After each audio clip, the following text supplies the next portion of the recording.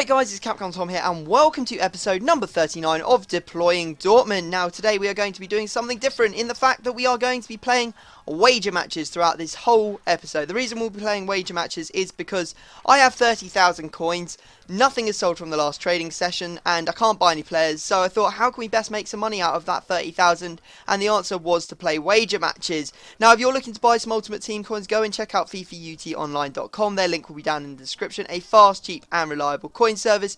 And I want to hear your thoughts on the wager, matches sort of idea. I know that it's not a strict road to glory. Usually a strict road to glory would be just, trading and playing, normal matches. But I thought, why not have a couple of games of wager matches? And if you enjoy this sort of video with the wager matches, then go and drop a comment down in the comment section. If you don't like it, drop a comment as well, because I want to hear your thoughts. And, every so often I might mix it up, put a wager match episode in so that we can, I don't know, spice up the series a little, just instead of playing divisions all the time and just trading and buying players all the time, just do something a bit different. So our first game is against iPro and we're playing for 15,000 coins. Now the reason I'm playing for 15,000 coins is because I don't want to lose the entire 30,000. That doesn't make sense to me. Why would I want to lose all of the coins in one go? If I lose, I can always play another 15k wager and win that and, end up making my money back, whereas if I lose all 30, that's it, I can't do any more matches. So we're playing the game, and it wasn't until the 50th minute that we actually went into the lead. Lewandowski getting in and heading that one into the back of the net to give us a lead.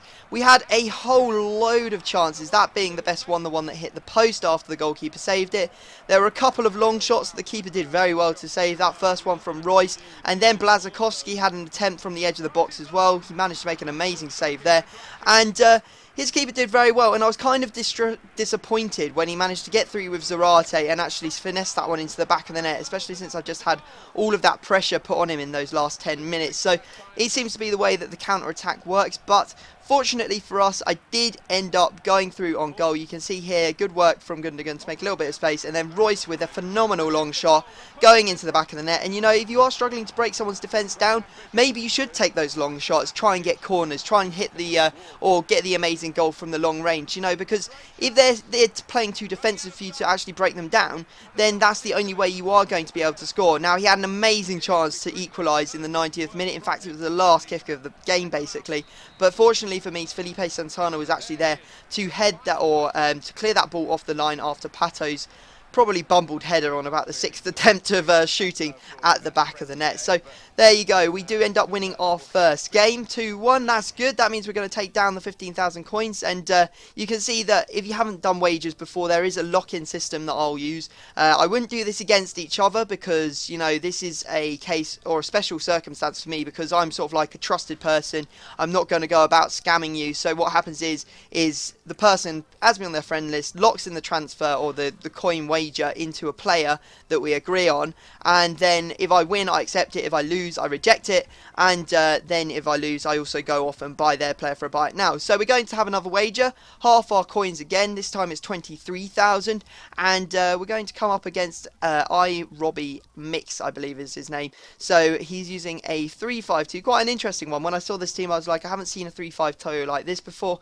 It has Borja Valero, it has Xabi Alonso, it has Real Madrid on the right, it has Serie A on the left, and then it has Aguero and Tevez up front. So we were quite lucky to take the lead. Aubameyang there, the ball ricocheting off one of his players, falling nicely to Aubameyang. The ball barely went into the back of the net.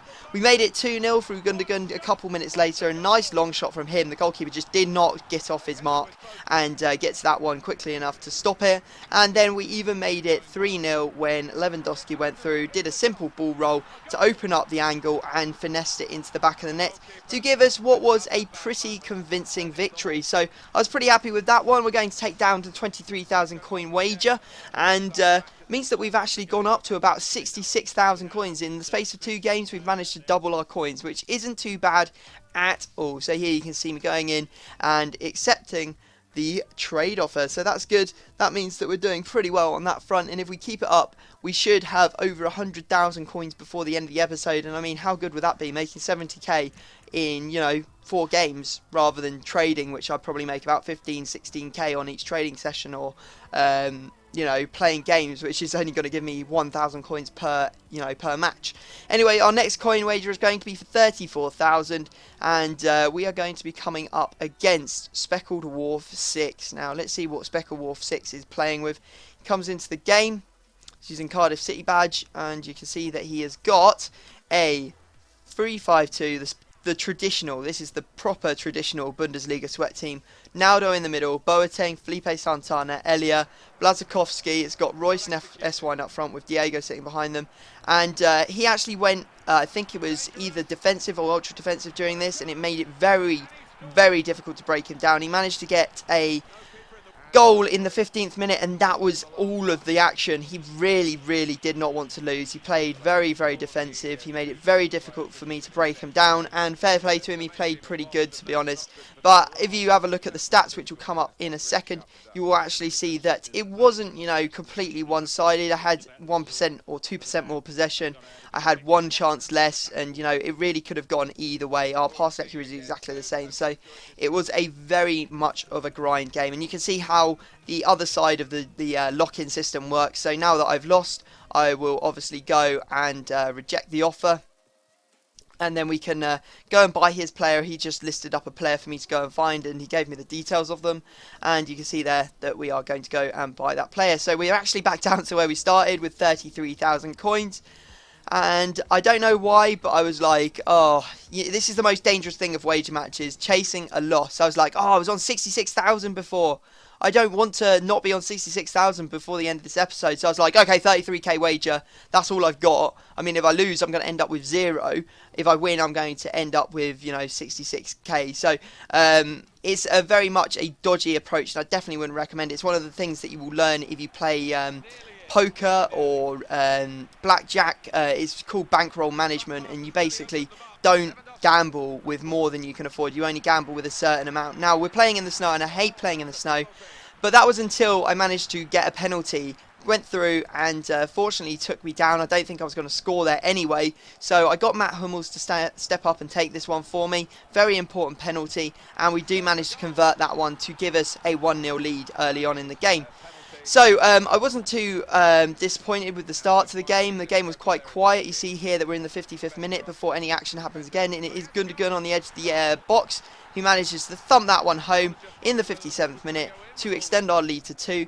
We're in the 80th minute now, and he actually gets a very, very good chance here. You see that he is working the ball over the pitch. He goes and does an absolutely amazing ball and an amazing volley with Emenike to actually give him the chance to get back into the game. But fortunately for me, I had the pretty much last kick of the game. It was a backheeled attempt on goal by Lewandowski, but when it goes over the halfway line, we do manage to take down the win. So I was pretty happy with that. We're going to take down those coins, and we end the episode on a high rather than a low. So we're taking down the coins. It means we actually are going to finish this episode off with 66,000 coins-ish. And yeah, I was pretty happy with that, to be honest. I mean, we doubled our coins in episode. So, as I said, guys, if you want to go and leave a comment saying whether you like the idea of doing wager matches, or if you don't like the idea of doing wager matches, that would be awesome. If you could drop the video a like, that would be incredible. But other than that, I'm going to have to leave it there. And I will see you all next time.